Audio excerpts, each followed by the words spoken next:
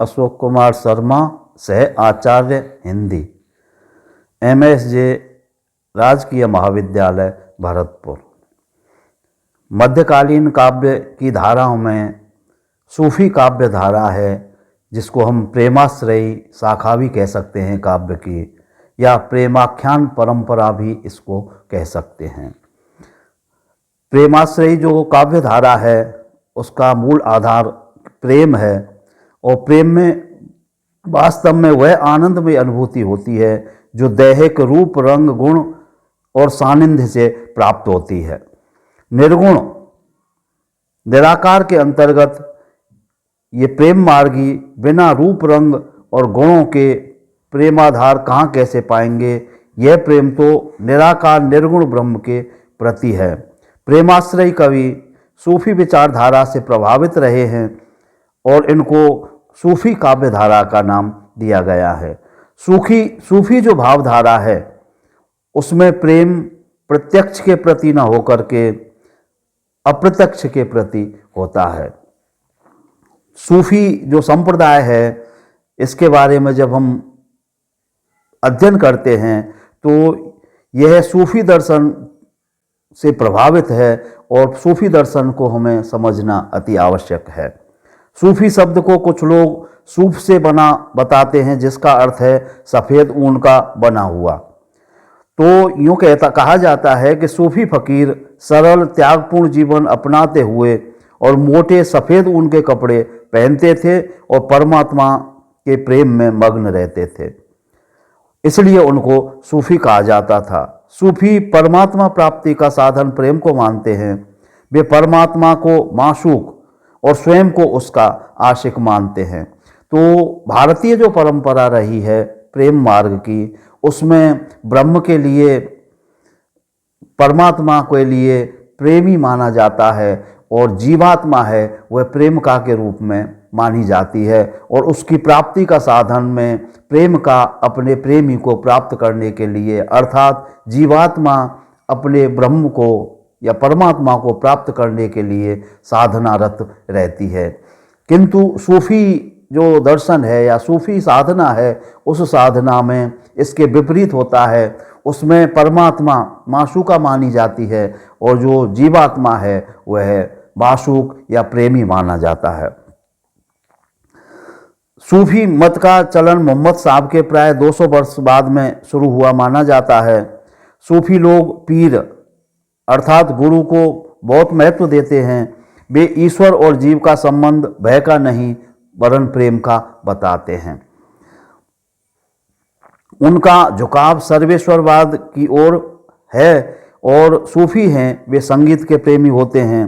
इन सब बातों के कारण वे कट्टर मुसलमानों की अपेक्षा हिंदू धर्म के अधिक निकट थे, अर्थात उनके मान्यताओं में, उनके दर्शन में, उनकी साधना में कट्टरता का भाव नहीं था, प्रेम का भाव था। और प्रेम में कोई विशेष संप्रदाय नहीं होता है, मानव मात्र, जीव मात्र उसका आधार होता है। इस प्रकार जो सूफी काव्य धारा है वह प्रेम आख्यानों को लेकर के लिखी गई है, और इसमें जो प्रेम आख्यान मिलते हैं या जो कथाएं मिलती हैं वह प्रेम के आधार पर ही या प्रेम की पराकाष्ठा को पहुंचाने वाली ही मिलती हैं। तो हम संक्षेप में जब देखते हैं सूफी काव्य धारा की विशेषताओं को, तो ये विशेषता हैं, इनकी रचना मसनवी शैली में होती है। तो मसनवी जो शैली होती है वह अर्दाली और धत्था के नाम से जानी जाती है। अर्दाली में तो हमारे यहाँ की जो चौपाई छंद है वह, और धत्ता में दोहा छंद है।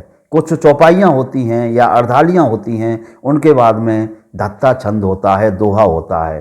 तो हमारे यहाँ पर माना जाता है कि भक्ति काल की जो रचनाएं हैं, जो चौपाई और दोहा में लिखी गई हैं, वह सूफी जो काव्य धारा है, सूफी परंपरा की मसनवी शैली है, उससे प्रभावित मानी जाती हैं। जितने भी प्रबंध काव्य लिखे गए हैं प्रेमाख्यान के, वो सभी मसनवी शैली में ही लिखे गए हैं।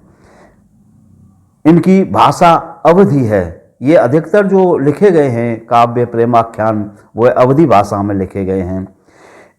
इनमें भौतिक प्रेम द्वारा ईश्वरीय प्रेम का प्रतिपादन किया गया है, अर्थात कथाओं में जो भौतिक प्रेम है, व्यक्तियों का प्रेम है, माशूक और माशूका का जो प्रेम है, उस प्रेम की पराकाष्ठा उन्होंने ईश्वरीय प्रेम के प्रति मानी है। अर्थात भौतिक कथाओं के द्वारा ईश्वरीय प्रेम को प्राप्त करने की जो साधना है वो इन सूफी काव्यों में मिलती है।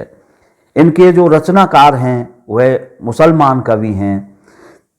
किसी संप्रदाय विशेष का खंडन तो ये नहीं करते हैं, फिर भी इनका जो धर्म है वह मुसलमान की या मुसलमान धर्म की ओर इनका झुकाव है, क्योंकि सूफी काव्यों की जो परंपरा है वो मुस्लिम शाखा से ही या मुसलमानों का ही एक संप्रदाय है।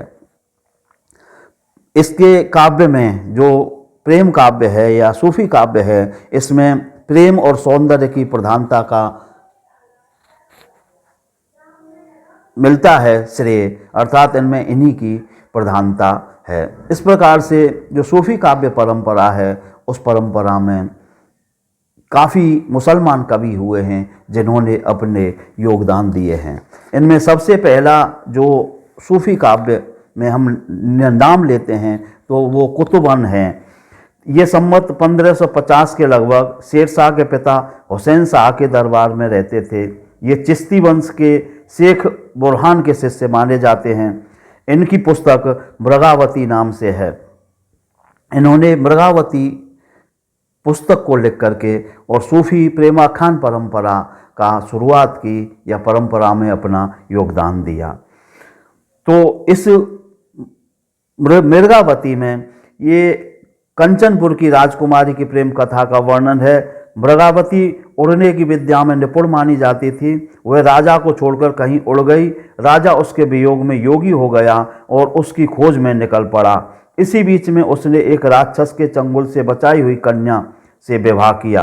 अंत में उसका मृगावती से मिलन हो जाता है। इस प्रकार से इस कथा का सार है। इससे आगे जो प्रेम मार्गी कवि हैं उनमें मंझन का नाम आता है। तो इनका जो ग्रंथ है वह मधुमालती है। यह मृगावती से ज़्यादा रुचिकर है और इस ग्रंथ में कनेसर नगर के राजा सूरजभान के पुत्र राजकुमार मनोहर का महारस नगर की राजकुमारी मधुमालती के साथ प्रेम और पारस्परिक वियोग की कथा का वर्णन पाया जाता है। अगले जो कवि हैं, जो प्रमुख कवि माने जाते हैं प्रेम मार्गी या प्रेम आख्यान परंपरा के, वह मलिक मोहम्मद जायसी हैं।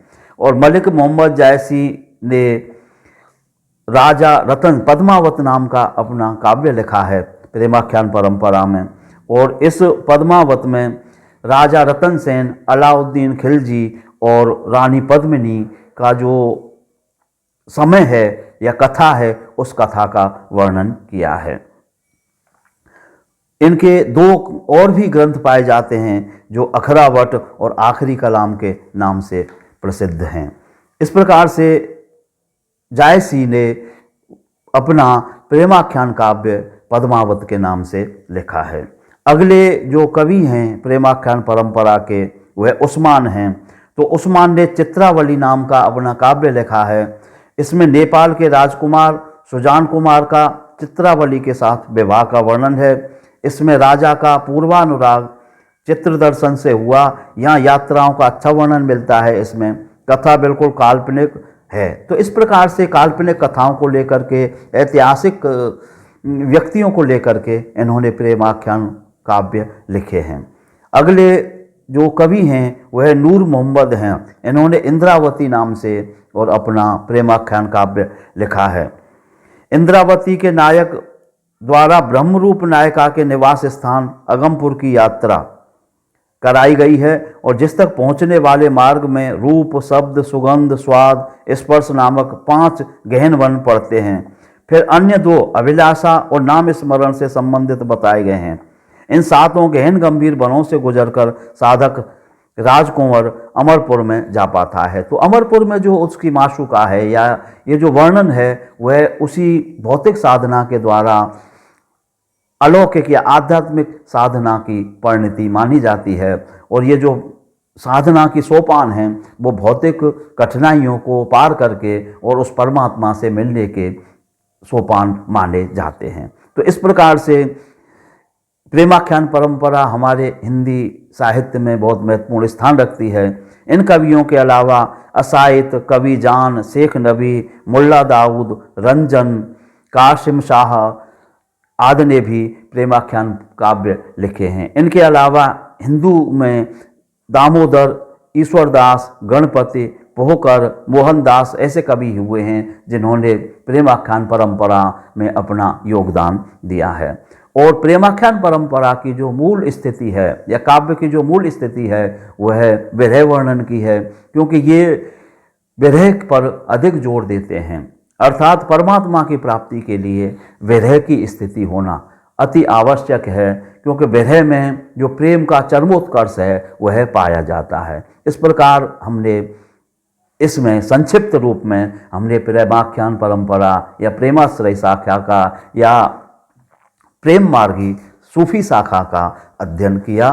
धन्यवाद।